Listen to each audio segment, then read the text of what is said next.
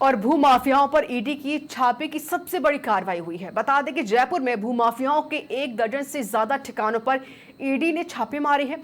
भूमाफिया ज्ञानचंद अग्रवाल और गोवर्धन अग्रवाल के ठिकानों पर ईडी के छापे पड़े हैं। ग्रैंड उनियारा होटल के मालिक दलपत सिंह पर ईडी के छापे पड़े हैं। प्रभुलाल चोपड़ा से जुड़े ठिकानों पर भी छापे मारे गए हैं। जेकेडी ग्रुप से जुड़े ठिकानों पर भी ईडी की जांच शुरू कर दी गई है। मानसरोवर के चोपड़ा परिवार से जुड़े ठिकानों पर भी छापे की बड़ी कार्रवाई हो रही है। जमीन के घोटालों में प्रवर्तन निदेशालय ने शुरू की है जांच। करोड़ों रुपए की जमीन में बड़े पैमाने पर वित्तीय फर्जीवाड़ा हुआ है। प्रवर्तन निदेशालय की टीमें सभी कारोबारी के ठिकानों पर जांच कर रही हैं।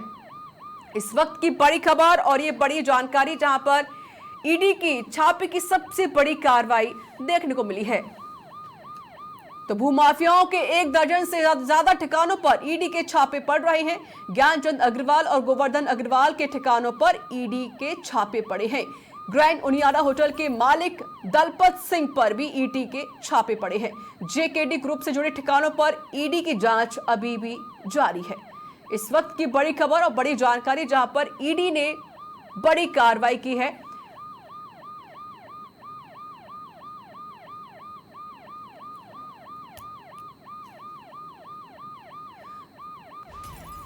लगभग 1 दर्जन भूमाफियाओं के ठिकानों पर ईडी ने छापे मारे हैं। वरिष्ठ संवाददाता राकेश शर्मा हमारे संग जुड़ गए हैं फोन लाइन पर। राकेश, क्योंकि बड़ी कार्रवाई को यहां पर अंजाम दिया जा रहा है और ईडी ने 1 दर्जन भूमाफियाओं के ठिकानों पर छापेमारी की है। बिल्कुल, देखिए ऋचा, ये कार्रवाई अब लगभग 1.5 दर्जन ठिकानों पर पहुंच गई है और ये राजस्थान की अब तक की सबसे बड़ी कार्रवाई है भूमाफियाओं के नेटवर्क पर। ज्ञानचंद्र अग्रवाल एक ऐसा भूमाफिया है जिसका नाम पिछले 3 दशकों से राजधानी जयपुर में बहुत बड़े एक लैंड स्कैम के रूप में जाना जाता है। ऐसा कहा जाता है ज्ञानचंद्र अग्रवाल के बारे में कि इनके द्वारा जो कंपनियां बनाई गई, जो जमीनों का कारोबार किया गया, उसमें ऐसा कोई सगा नहीं जिसको ज्ञानचंद्र अग्रवाल ने ठगा नहीं। और हजारों करोड़ रुपए की जमीन के सौदे से जुड़ा ये मामला है। इसमें कई जो कुछ मेडिकल यूनिवर्सिटी के संचालक हैं, इसके अलावा कई होटल मालिक हैं, कई इंस्टीट्यूट्स के मालिक हैं, वो ईडी के निशाने पर हैं। आज जो कार्रवाई शुरू की गई है, ये पूरी ज्ञानचंद्र अग्रवाल से जुड़ा हुआ एक बहुत बड़ा नेटवर्क है, जिसमें खासतौर पर ग्रैंड उनियारा होटल जो है, इसके मालिक हैं दलपत सिंह, इनके यहाँ भी छापे की कार्रवाई की जा रही है। चोपड़ा परिवार जो मानसरोवर का है, चूंकि वहां पर इनकी बहुत बड़े पैमाने पर संपत्तियां हैं, जमीनों की खरीद फरोख्त की गई है और जिन कंपनियों के नाम इन जमीनों की खरीद फरोख्त हुई, कुछ समय बाद उनको बंद कर दिया गया। यानी बहुत बड़े लेवल पर जमीनों की खरीद फरोख्त में मनी लॉन्ड्रिंग की गई। तो ईडी ने तमाम साक्ष्यों को जुटाया और जुटाने के बाद ये कार्रवाई शुरू की है। हम आपको बताना चाहेंगे, कुछ समय पहले आयकर विभाग ने भी जो गीतांजलि ग्रुप से जुड़े ठिकानों पर छापे की कार्रवाई की थी। गीतांजलि ग्रुप के ठिकानों पर जब जो दस्तावेज मिले थे, जो गीतांजलि यूनिवर्सिटी और मेडिकल कॉलेज जयपुर में बनाया जा रहा है, उसकी जमीनें भी ज्ञानचंद्र अग्रवाल से खरीदी गई थी। तो एक बहुत बड़ा नेक्सस छापे की उस कार्रवाई में मिला था। आज ईडी ने जिस तरीके से ये जमीनों के मामले में मनी लॉन्ड्रिंग का जो एक स्कैम आया है, उस स्कैम पर शिकंजा कसा है और संभवतः राजस्थान में पहली बार है कि भूमाफियाओं के खिलाफ इतनी बड़ी कार्रवाई शुरू हुई है।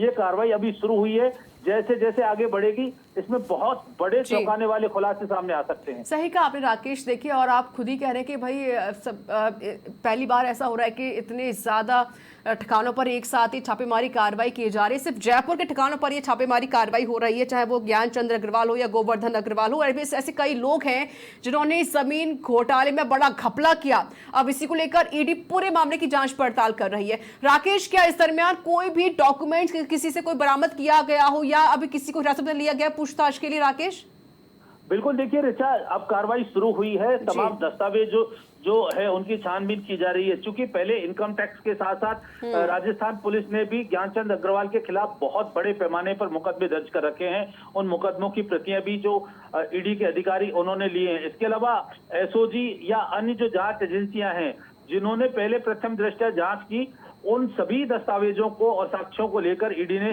कार्रवाई शुरू की है। चूंकि जो जयपुर में गीतांजलि ग्रुप का मेडिकल कॉलेज की जमीन का आवंटन का मामला था, इसमें प्रत्यक्ष तौर पर ज्ञानचंद अग्रवाल जो भूमाफिया है, उसके द्वारा जो जमीन दी गई थी वो नियम विरुद्ध तरीके से इसमें दी गई थी।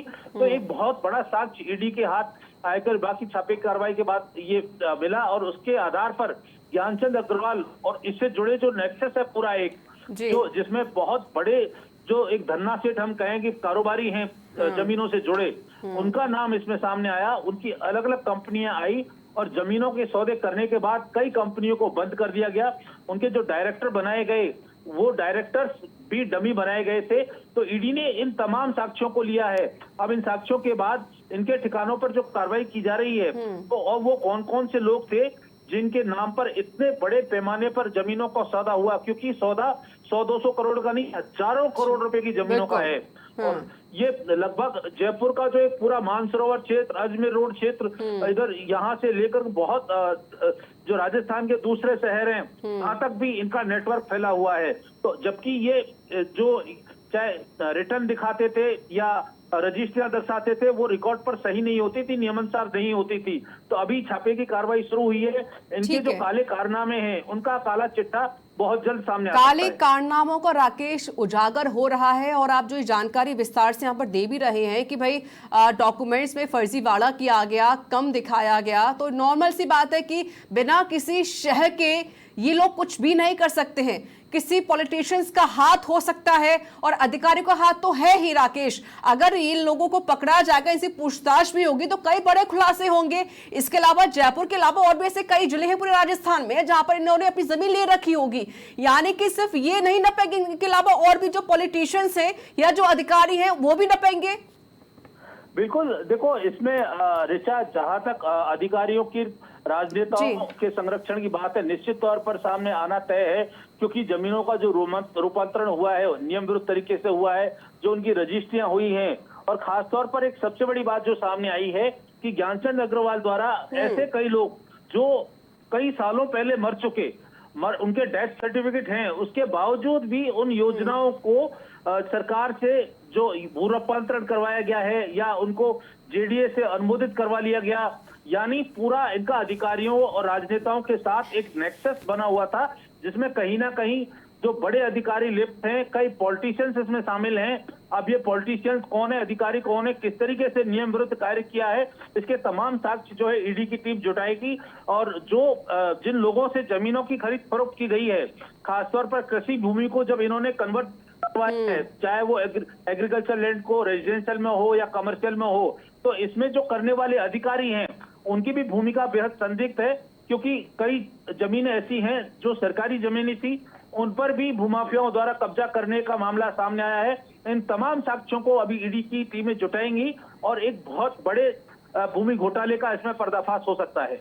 सही कहा आपने, कई पर्दाफाश यहाँ पर होंगे, कई पर्दे भी यहाँ पर जरूर खुलेंगी, कई पॉलिटिशियंस और साथ ही कई अधिकारीगण इसकी चपेट में आएंगे। और ऐसा नहीं कि सिर्फ जयपुर का ही पूरा मामला हो, इससे अलावा और भी ऐसे जिले हैं या और भी ऐसे राज्य हैं जहां पर लोगों की जमीन हो सकती है, जहां घोटाला किया गया होगा। शुक्रिया आपका राकेश शर्मा अधिक जानकारी देने के लिए।